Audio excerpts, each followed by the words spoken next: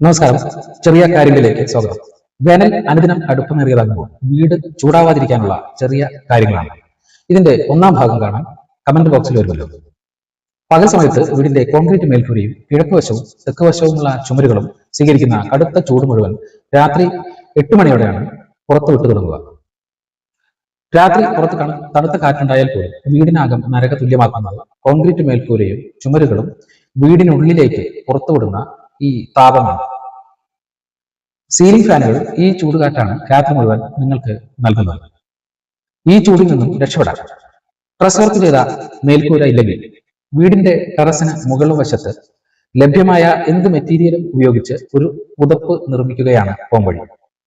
ഇതുപോലെ കാർഡ്ബോർഡ് അട്ടകൾ നിരത്തിയോ, തേങ്ങ പൊതിച്ച മടൽ, ചിരട്ട, ഓലകൾ എന്നിവ നിരത്തിയോ, പഴയ കിടക്കകൾ പോലെ ലഭ്യമായ ഏത് വസ്തുക്കളും നിരത്തിയിട്ടോ എളുപ്പമാർഗത്തിൽ താപകവചം നൽകി കോൺക്രീറ്റ് മേൽക്കൂര ചുട്ടുപഴുക്കുന്നത് ഒഴിവാക്കാൻ കഴിയും. ഇങ്ങനെ ചെയ്താൽ രാത്രി മുറികൾക്കുള്ളിൽ നല്ല തണുപ്പായിരിക്കും.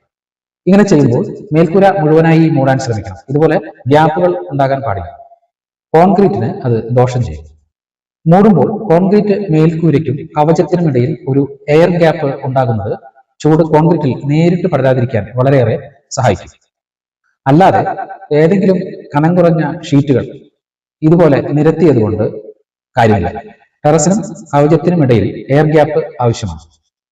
ഇതുപോലെ കോൺക്രീറ്റ് മേൽക്കൂരയിൽ ഒരു നേർത്ത പാളിയായി വെള്ളം കെട്ടി നിർത്തുന്നതും മേൽക്കൂര തണുത്ത് കിട്ടാൻ സഹായിക്കും. എന്നാൽ അധികം വെള്ളം ഇങ്ങനെ കെട്ടി നിർത്താൻ പാടില്ല. മേൽപ്പറഞ്ഞ രീതിയിൽ താപകവചം നിർമ്മിക്കാൻ കഴിയുന്നില്ലെങ്കിൽ ഗാർഡനിൽ ഉപയോഗിക്കുന്ന ഗ്രീൻ നെറ്റ് ഇതുപോലെ വീടിന് മുകളിൽ വലിച്ചു കെട്ടിയും വീടിന്റെ മേൽക്കൂരയ്ക്ക് തണൽ നൽകാൻ കഴിയും. വീടിന്റെ കിഴക്കും തെക്കും വടക്കും ഭാഗങ്ങളിലെങ്കിലും ഇത് ചുമരിലേക്ക് തൂക്കിയിടുന്നത് ചുമരുകൾ ചൂട് പിടിക്കാതെ സംരക്ഷിക്കും. ഇപ്രകാരം ചെയ്താൽ നിങ്ങൾക്ക് പകലും രാത്രിയും AC പ്രവർത്തിപ്പിക്കാതെയോ AC-യുടെ പ്രവർത്തന സമയം കുറച്ചോ വൈദ്യുതി ലാഭിക്കാനും വീടിനുള്ളിൽ സുഖമായി കഴിയാനും കഴിയും. വേനൽ ചൂടിൽ നിന്നും രക്ഷപ്പെടാനുള്ള സ്ഥിര ഉപാധി വീടിന്റെ കിഴക്കുവശത്തും തെക്കുവശത്തും ഉയരമുള്ള ഇലകൾ കൂടുതലുള്ള ഒടിഞ്ഞു വീഴാത്ത മരങ്ങൾ നട്ടുവളർത്തുക എന്നതാണ്. പറഞ്ഞു വരുന്നത്, ഇതൊക്കെ ചെയ്താൽ AC-യുടെ ഒന്നും ആവശ്യമില്ല എന്നല്ല. വൃദ്ധരും രോഗികളും ഉള്ള വീടുകളിൽ നിങ്ങൾക്ക് സാമ്പത്തിക നില അനുവദിക്കുമെങ്കിൽ ഒരു മുറിയിലെങ്കിലും ഒരു AC വാങ്ങിവെക്കാൻ ശ്രദ്ധിക്കുക. എൽനിനോ, ആഗോളതാപനം എന്നിവയുടെ ഈ കാലത്ത് AC ഇനി ആഡംബരമല്ല.